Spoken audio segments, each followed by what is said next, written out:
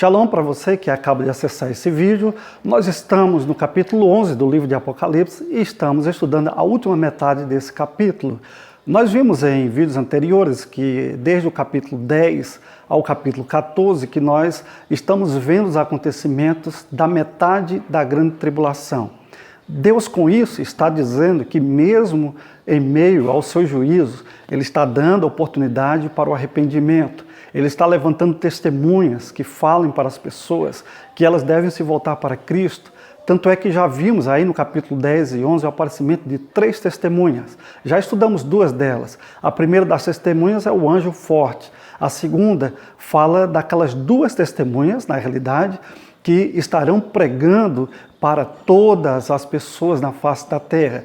E agora vamos falar, nessa última parte do capítulo 11, da terceira testemunha, ou do terceiro testemunho que Deus dará para a humanidade, que é o testemunho dos anjos, dos anciãos, melhor dizendo, que acontece lá no céu. Aqui do versículo 15 ao versículo 18, nós vamos reparar que todo o céu está em adoração, está louvando a Deus. E a grande pergunta é, por que eles estão adorando, por que eles estão louvando no meio da grande tribulação, um momento que Deus vai derramar juízo sobre a face da terra? Bem, nós temos pelo menos 3 razões pelas quais esses anciãos estão adorando a Deus. O primeiro momento, ou a primeira razão pela qual os anciãos estão adorando a Deus nesse período intermediário da grande tribulação é porque Deus está revelando ao mundo o seu grande poder. A segunda razão é porque Deus vai manifestar ao mundo que Ele é um Deus justo, Ele é um Deus que recompensa. Ele é um Deus que vai recompensar os seus servos fiéis, é um Deus que vai recompensar aqueles que não querem absolutamente nada com Ele, que rejeitam a sua santa palavra. E também aqui, outro motivo de adoração nos céus, nesse período, é porque Deus está no controle de tudo, Deus está governando, Ele nunca perdeu o controle absolutamente da história da humanidade. Alguém já disse que a história do homem é a história de Deus. E nós vamos ver aqui claramente que Deus sempre esteve no controle e que Ele está no desenrolar dos fatos como um maestro com a sua batuta na mão, fazendo com que a grande orquestra possa ir exatamente para o ponto que Ele quer que chegue lá. Então, esse capítulo tem muito a que nos ensinar, está recheado de lições preciosas para as nossas vidas, está mesmo empolgante. Eu convido você a embarcar comigo nessa viagem para o futuro, porque aqui Deus está mostrando aos seus servos, aqueles que estão abertos para ouvir a sua voz, tudo o que há de acontecer. Com isso, nos preparando para estarmos vivendo de maneira santa, de maneira comprometida com o reino de Deus e com o Deus desse reino. Eu sou o pastor Montefusco e você é muito bem-vindo ao canal Mensagens Bíblicas Ilustradas. E aqui nós vamos para a nossa vinheta e logo em seguida iremos ao nosso estudo.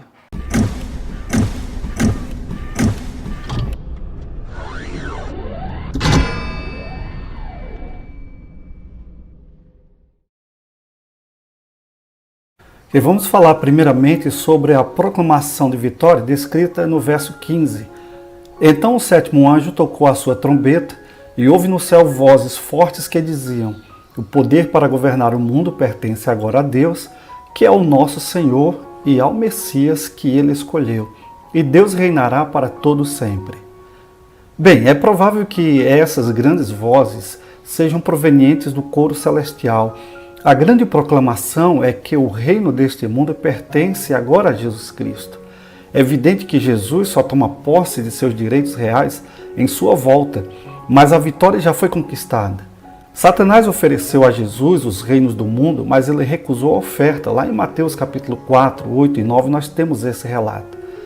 Em vez disso, ele, Jesus, morreu na cruz, ressuscitou e voltou vitorioso ao céu, onde o Pai lhe deu a sua herança, conforme somos informados em Salmos capítulo 2, versículo 4 ao 9. Agora preste atenção comigo na leitura do Salmo 2. Esse é um salmo messiânico que está dizendo o período futuro quando Cristo vai estar na terra reinando literalmente com a sua igreja. Preste atenção nesse salmo. Por que enfurece os gentios e os povos imaginam coisas inúteis? Os reis da terra se levantam e os príncipes conspiram contra o Senhor e contra o seu ungido, dizendo: rompamos os seus laços e sacudamos de nós as suas algemas. Preste atenção aqui que as pessoas que não servem a Deus consideram como uma algema, uma prisão, a palavra de Deus, está servindo a Deus, fazendo a vontade de Deus. Ri-se aquele que habita nos céus, o Senhor zomba deles. Na sua ira, a seu tempo, lhes há de falar, e o seu furor os confundirá. Eu, porém, constituí o meu rei sobre o meu santo monte Sião. Proclamarei o decreto do Senhor. Ele me disse: tu és meu filho, eu hoje te gerei, falando de Jesus Cristo. Pede-me e eu te darei as nações por herança e as extremidades da terra por tua possessão. Veja, há uma promessa de que vai haver um reino de Cristo de maneira cabal sobre todas as nações. E aqui o versículo 9 diz: com vara de ferro as regerás e as despedaçarás como um vaso de oleiro. Agora, pois, ó reis, sede prudentes, deixai-vos advertir, juízes da terra. Servi ao Senhor com temor e alegrai-vos nele com tremor. No entanto, não se deve supor indevidamente que o Senhor não esteja reinando no presente, pois Ele está. De acordo com Hebreus capítulo 7, versículo 1 e versículo 2, Jesus Cristo é o Rei da Justiça e o Rei da Paz. Está entronizado com o Pai, conforme está escrito lá em Apocalipse 3:21, e reinará até derrotar seus inimigos, conforme Paulo escreve em 1 Coríntios capítulo 15, versículo 25. Hoje, ele governa sobre um reino espiritual, mas nesse dia vindouro reinará sobre as nações do mundo e governará com um cetro de ferro. Essa é uma profecia que se cumprirá logo após o período da grande tribulação. Por mais difíceis que sejam as circunstâncias, ou por mais derrotado que o povo de Deus pense estar, Jesus Cristo ainda é o Rei dos Reis e Senhor dos Senhores e está no controle. Um dia havemos de triunfar. O toque da sétima trombeta já tinha sido predito pelo anjo no livrinho aberto lá em Apocalipse capítulo 10, versículo 7. O grande segredo aqui mencionado é o estabelecimento do reino de Deus sobre a terra, que começará com o reino milenial de Cristo, que está relatado lá em Apocalipse capítulo 20, versículo 1 ao versículo 6, o qual após o julgamento final passará para o reino eterno de Deus. O reino de Cristo e de Deus é um só. Em Efésios capítulo 5, versículo 5, nós encontramos a menção ao reino de Cristo e ao reino de Deus.